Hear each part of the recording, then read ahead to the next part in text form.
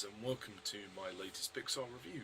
Today I am going to be reviewing the third and final film of the Toy Story trilogy, Toy Story 3, released in 2010.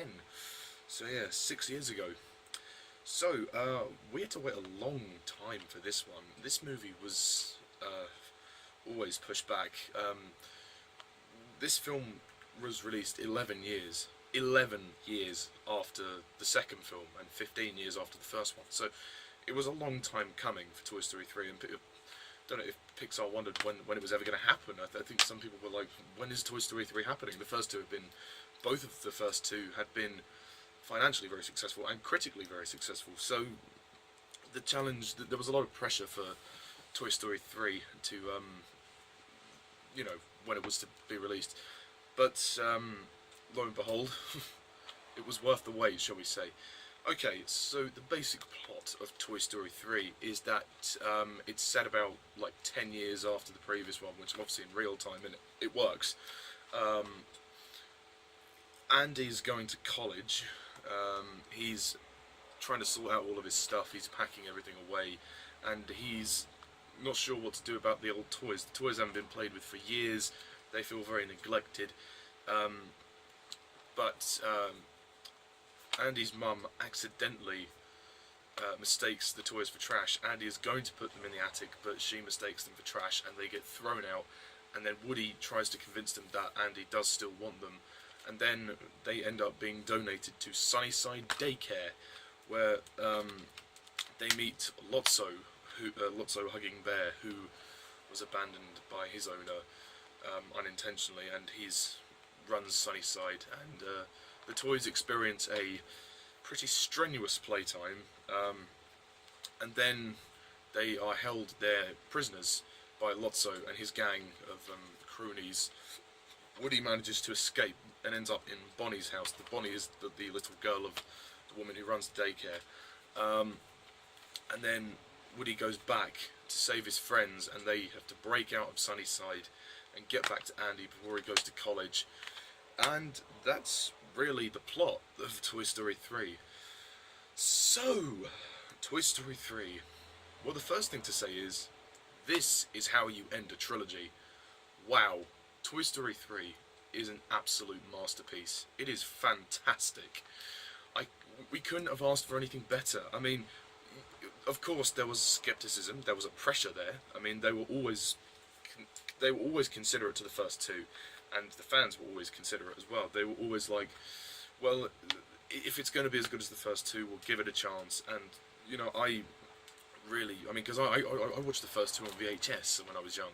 The first film was released before I was even born, so, and then the second one was released when I was about 2, so I had these films, these first two films in my collection for a long time, and I watched them a lot. I mean, I think having seen this one, I now appreciate the first two, a lot more. This came out 6 years ago, so I was a sort of teenager. It was weird seeing it at the cinema. It really was weird seeing a Toy Story movie at the cinema, and obviously they're going to do a fourth one now. Ugh. But Toy Story 3 has everything. It really does. I love and adore this film. I think the plot is just brilliant, and it's perfect for the story. It's a great way to move the story on, and to be honest, I can't imagine this film being released at another time now. The fact that the story does take place about 10 years after the previous one, Andy's all grown up, and we've all grown up as well, so it's played in real time. I mean, this wasn't the plan. They weren't planning to. I'm sure they would have planned to release this film earlier, but they never got around to developing the project. But they did the best with what they could, and it turned out to be fantastic. And this film is really good. It's much more. It's not.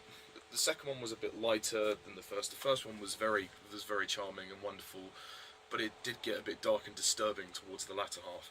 This is dark, but it's not to the point of the first one. It's not to the disturbing point. I think they did go a bit far in the first one, but I'm not going to knock that because it was a great movie. This, I think, is just as good, if not better, than the first two. I am very surprised. The direction is superb. Like I said, the plot is fantastic. I particularly like Lotso. as a villain.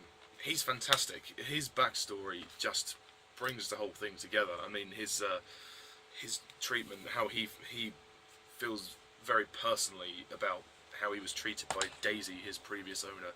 She lost him, and then him, Chuckles, and the big baby, they made it back to her house, and he snapped. He thought, "Oh, I've been replaced," and it sparked this sort of anger in him, and he's been driving that.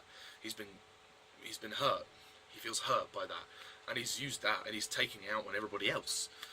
At Sunnyside, he's running Sunnyside, and he's put himself on top of this hierarchy. It's fantastic, and there's a big confrontation scene on top of the trash can, on top of the trash compactor bin. When, he said, we're all just trash waiting to be thrown away. That's all a toy is, This film is basically questioning what a toy is, what is a toy, and what do you do with it after all these years? And, he tries to convince them that daycare is the better option because no owners. So you get a consistent run of younger children, but the toys aren't prepared to do that if they can't move to the butterfly room, but Lotso obviously won't have that. I mean, it's a very interesting scenario. I really think it's clever the way they portray daycare.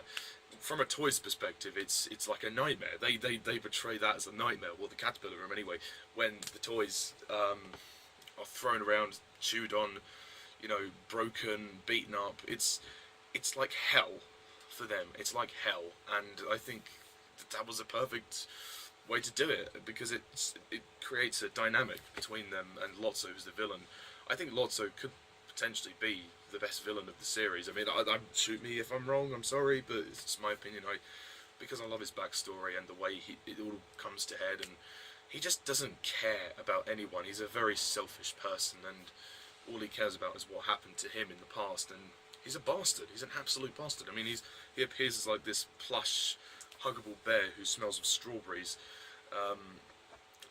but he's really a monster because of. I mean, he's almost a tragic villain. You really kind of feel sorry for the guy on one hand, but you do feel like he's reacted to the extreme, So I think it's a very interesting dynamic. I mean, I think it works much better than the Stinky Pete villain in the previous film, even though I do like Stinky Pete as the villain in Toy Story 2. But I think in 3, it feels much more dramatic. Oh, sorry about that. I was interrupted. So, what was I talking about? Characters. Yes. So, as you can see from the Blu-ray cover, we have all of the main characters. So, that would be Woody, Buzz, Jesse, Slinky, Rex, Mr. and Mrs. Potato Head, Bullseye. All of them they're back, and they're great. Even the 3 little aliens from Pizza Planet would be they would be in it as well, and they're still eternally grateful for being saved in the second one. 10 years after, they're still grateful. Bless them. I do think, in terms of the subject of characters, if I had one criticism of this film, my main criticism is that there's just a barrage of characters. There's just way too many characters here. I mean, the toys, all the toys at Sunnyside, I realise they have to have a lot of toys at Sunnyside, but I think they try to incorporate too many supporting characters, like with all of the minions and stuff. Like, Whoopi Goldberg's in this movie. She plays the octopus Stretch. She has like 2 lines, and that's it. It's like, well, there's no point really, is there? I mean, just have toys in the background. Don't give her a line if she's not going to be more important, if that makes sense. It's just a minor bugbear. I do like Ken. He's very funny. Michael Keaton, who plays Ken, he's always entertaining to watch, and I always find his scene funny when he's modelling the outfits. I think that's just hilarious. And him and Barbie have a nice relationship. It's weird talking like that, and when they first meet, it's great. The comedy is just wonderful. I mean, it's very funny.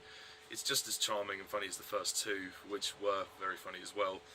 Um, the music score is good by Randy Newman as well. Often gets quite intense. This film is much more intense than the first two. Well, I suppose the first one had a bit of tension with, Sid. Sid actually makes a cameo in this film, funnily enough, as the garbage man, on listening to his music. It's nice to also see Andy. It's very different. It's weird seeing Andy in this film grown up.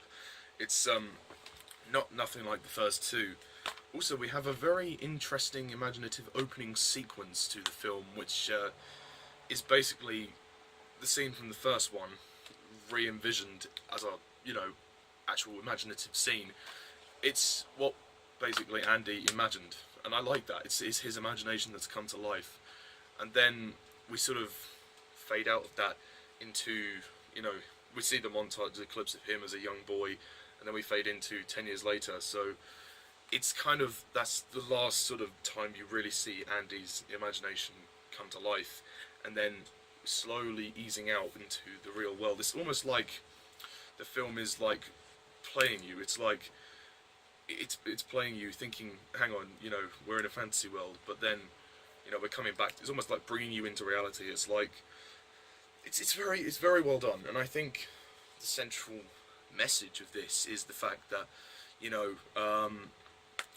there comes a time when you need to let go and move on, and this film portrays that beautifully, whether it be toys or it's with this, anybody could really relate to this. Letting go of some old treasured toys it's gonna hurt. It's gonna be sad, and this film is the most emotionally satisfying of the three for that reason, because the scene at the end, in the very end of the film, Andy has to let them go, and that's a very, very powerful scene.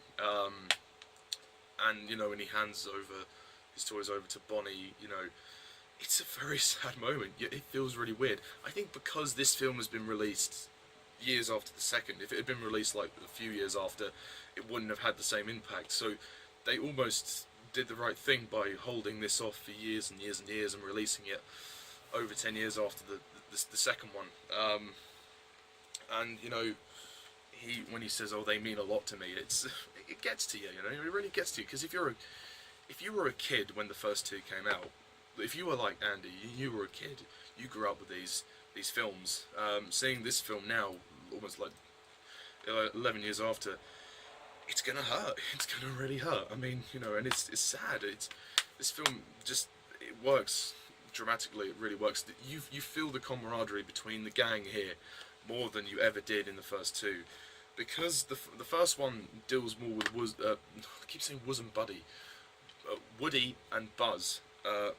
Sorry, I don't know why I keep getting confused. The first movie dealt with their friendship, and then Buzz's delusion and him coming back to reality. The second one was about kind of the reverse of that, bringing Woody back to reality. Like, it was Woody's dilemma. Does he want to be part of the Roundup gang, in the museum where people admire him, or does he want to be with Andy where he can be played with all the time? And this film is the, has a different kind of dilemma. Like, where do we really belong now? There's like a message of, as long as you're together, then with a family, then that's fine. There's a nice family vibe here, and all of the characters do feel like a family by this point. With 3 films now. One scene which is really intense is when they go into the landfill dump, which is very dark actually for a kids movie, and when they're about to be incinerated. My goodness, that incinerator scene. Oh god, it's really something, isn't it? It's really quite intense, and you can't help but get a bit weepy. It's gonna make you cry, probably. I did shed a tear, I'm not gonna lie, with that scene in Toy Story 3. That's when you really realise how much of a prick Lotso really is, when he leaves them to die, and the music there is really intense. I mean, the way they're saved is really funny with the claw. This film, it just had the balls to go dark, and I can appreciate that. And all the voice cast are brilliant again as well. You have Tom Hanks' return, Tim Allen, Joan Cusack. They're all great. Ned Beatty pretty dramatic performances, lots so. Very, very good there. Michael Keaton's hilarious as Ken. There's a lot of people in this film. You've also got Timothy Dalton in this as Mr. Pricklebuns, who's the Shakespearean hedgehog. When he's like, "Excuse me, I'm trying to stay in character." And you just have everybody in this film. There's just so many characters as well. It does get a bit cluttered. It's bigger in scale than the first two, I think. Like I said, the sequel, the second one was more of an adventure piece. This is that as well, but there's a lot more of a desperate situation. They're trying to get back to Andy, and it's very well done. I mean, the emotions run high. You really feel that the toys, when they unite, and also the scene when they break out of the prison. Well, I say the prison, at Sunnyside, when they break out of Sunnyside. That is just fantastic, very clever, very well done, and it's hilarious, especially when Mr. Potato Head throws his arms and legs on the tortilla. That's very funny. And also one of my favourite parts of this film, it has to be Spanish Buzz. Spanish Buzz is a delight. It's it's just funny. I don't know what it is about it, but it's just really good. When he's doing these flamenco tango dancing with Jesse, it's great. And the very end of the film, you have the scene through the credits when they're having that dance to the Spanish version of "You Have a Friend in Me." That you've got a friend in me. That's nice. It's a very good conclusion. Toy Story. I mean, as for the next one, it has to be something really incredible if it's going to make me like it. To be honest, Toy Story feels complete as a trilogy, and this is a perfect ending. This is how you end a trilogy. I honestly can't fault this film. It's really good. It is so good. Like I said, my only real complaint is that there are too many characters, and not all of them get anything to do really. I mean, and I also like at the very end how Sunnyside becomes all cool and groovy, and Ken and Barbie sort of take over it, and everything works out in the end. Lotso gets what he deserves, which is good. It's a very dramatic film. It's very funny. It's just as heartwarming and charming as the first two. They managed to capture a very good balance whilst going a little bit further in terms of darkness, and it works. I think Toy Story 3 is a phenomenal film, and I am definitely going to give this one a 10 out of 10.